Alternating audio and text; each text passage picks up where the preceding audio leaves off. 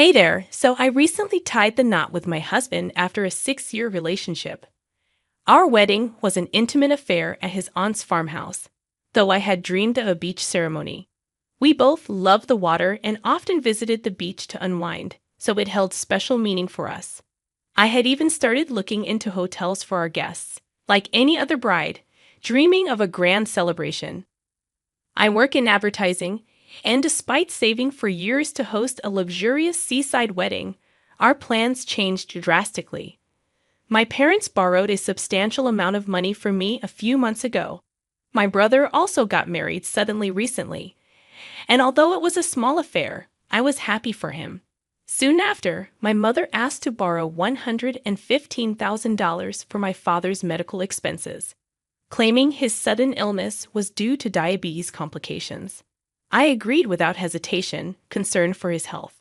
However, when I visited, my father seemed strangely not very sick, and my mother evaded my questions about his medical reports. She insisted on a specific, expensive, imported drug not covered by insurance. Despite my concerns, she assured me hospitalization wasn't necessary. After a few visits, I realized something was off with my parents, but I held off accusing them outright. Accusing them of lying about a medical emergency would have looked bad if it turned out to be true.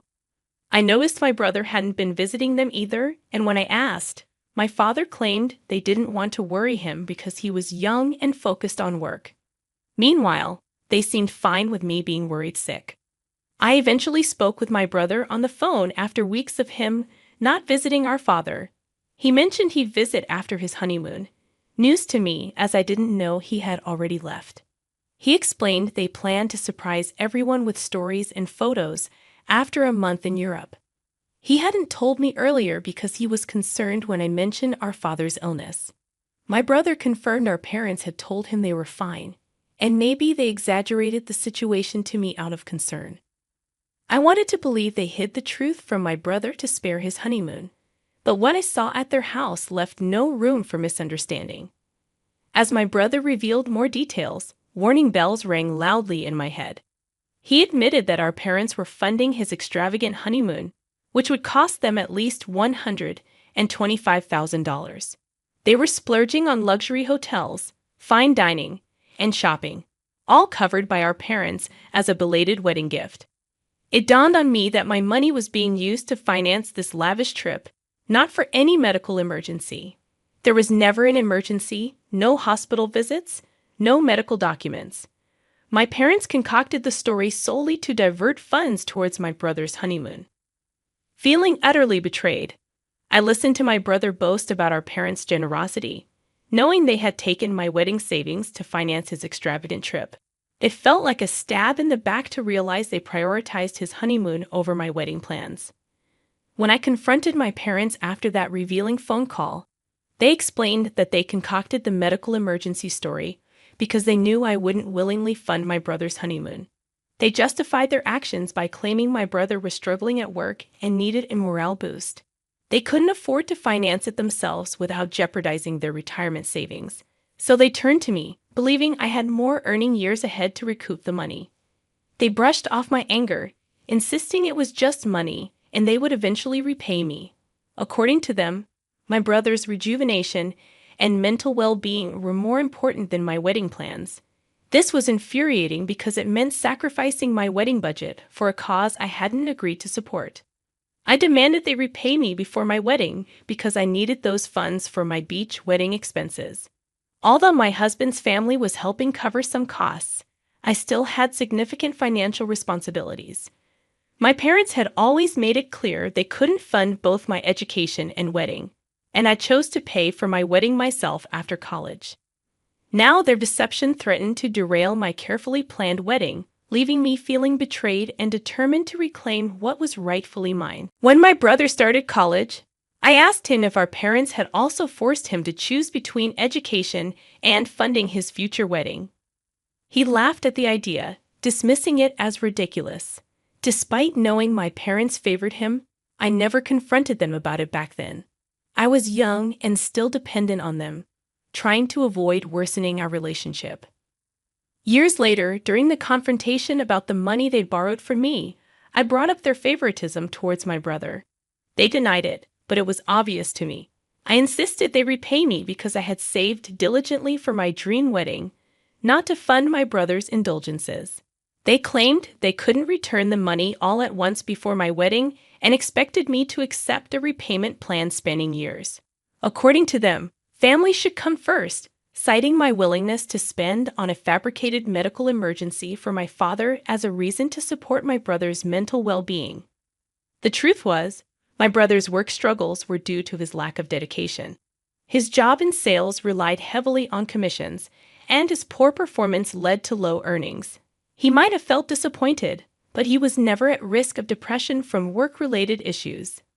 I can assure you that he was never at risk of depression. He simply lacked motivation due to being spoiled by my parents. They exaggerated his job dissatisfaction to justify funding his lavish trip and painting him as a victim in need of rescue. It was all nonsense, and I tried explaining to my parents how important my wedding was. They had committed to certain expenses with my husband's family, which I couldn't cover without the borrowed money. However, my parents insisted they couldn't return the funds before my wedding. They suggested scaling down or asking my husband's family for help. I found myself pleading with them to honor their commitment, but they just shook their heads, refusing to return the money before the wedding. I left their house in tears and confided everything in my husband, who was equally furious and upset. He wanted to involve a lawyer, but I knew there was no written proof of my mother's promise or the intended use of the money. It was all informal, with no binding contracts or documents to support my claim. Since we lacked any written evidence to support our case, filing a lawsuit against my mother seemed futile. We didn't want to waste more money on legal fees with little chance of success. Instead, we shifted our focus to revising our wedding plans. Thankfully, my husband's family stepped in after learning about my parents' actions. His aunt generously offered her farmhouse venue for free. Although we initially desired a beach wedding, his aunt's suggestion piqued our interest, and I decided to visit the venue. The moment I stepped inside, I knew it was perfect. Despite not being by the beach, we felt content with the beautiful farmhouse setting, especially given that we had this venue at no cost. I immersed myself in wedding planning, using it as motivation to distance myself from my parents. I had already decided they wouldn't be invited, but I wavered on inviting my brother since he was unaware of our parents' actions. After my brother returned from his honeymoon, he called me and berated me for asking our parents to return the money. He seemed to think it was no big deal, even though he was the one who spent the money. He promised to repay me eventually, but insisted I should just accept the situation and scale down my wedding plans. His reaction made my decision clear, and I stopped speaking to both him and my parents. Without my entire wedding fund, I couldn't afford a lavish event anymore. Surprisingly, scaling down worked out for the best. Our wedding was beautiful and meaningful, centered around us rather than impressing others with extravagance. We decided to use the money we saved for something more meaningful after the wedding. I'm grateful for how things turned out because our day was still dreamy and special, filled with genuine love from the people who mattered most. When I posted wedding photos recently, I made sure only invited family members knew about the event. I instructed them not to inform my parents or brother to avoid any drama. Now that everything went smoothly, I felt comfortable sharing our joy on social media. They somehow discovered my wedding photos and contacted me the next day, demanding to know why they weren't invited. I found it surprising that they expected an invitation, given our strained relationship. The last time I spoke with any of them ended in tears, and since then, there had been no communication. Despite this, they felt entitled to attend and were upset about being excluded. My parents initiated a call, adding my brother to join in the confrontation. They all yelled at me at once, but I remained unfazed and saw their behavior as entitled. I had already cut them out of my life and didn't want their drama interfering with my newly bliss.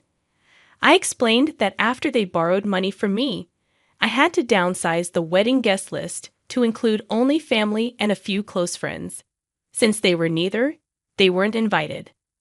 After the call, I blocked them in hopes of ending the drama. However, my husband informed me that my brother had reached out to him, relaying that my parents were deeply hurt and upset. My mother apparently cried so intensely that she nearly fainted.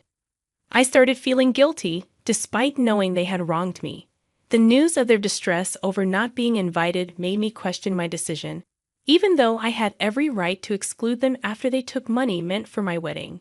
It's been a week since my last conversation with my parents and brother, and I've decided to cut off all communication with them. My mother's tears won't change the reality. I was the one crying when I pleaded with them to return the money before my wedding, but they brushed it off. Now, I'll treat their actions with the same indifference. You reap what you sow. I explicitly told my brother never to contact me or my husband again, especially not my husband, who is innocent in all of this. I blocked him to ensure my family has no access to me. They've mistreated me for too long, and I won't tolerate it anymore. If I could, I'd file a lawsuit to reclaim my money, although it's a long shot without tangible evidence. My husband believes it's worth pursuing, and we're consulting with a reputable lawyer soon to decide our next steps. In the meantime, I'm brainstorming ways to get them to admit they borrowed the money under false pretenses, claiming it was for a medical emergency. Instead, they gave it to my brother for his honeymoon. Proving this in court will be challenging, but I won't let them off the hook easily. I deserve to get my money back, and I'm determined to make sure they return it to me promptly. Yesterday, I specifically asked my brother not to involve my husband in our family drama, but he ignored that request. When my husband returned from work, he informed me that my parents and brother had bombarded him with texts, demanding he convince me to unblock them. To make matters worse, they showed up at his workplace, tailing him and honking until he pulled over.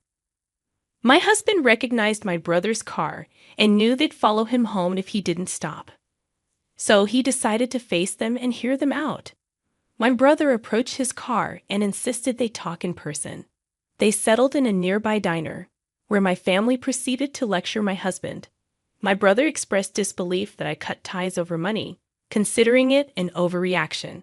They argued that suggesting we weren't family because of a financial dispute was extreme. They hoped my husband could convince me to see reason and reconcile. My parents claimed they intended to return the money gradually, citing my brother's work struggles and their impending retirement. They painted me as unreasonable and inconsiderate. Instead of confronting them, my husband listened attentively and sympathetically. He suggested they send me a heartfelt message directly rather than through him.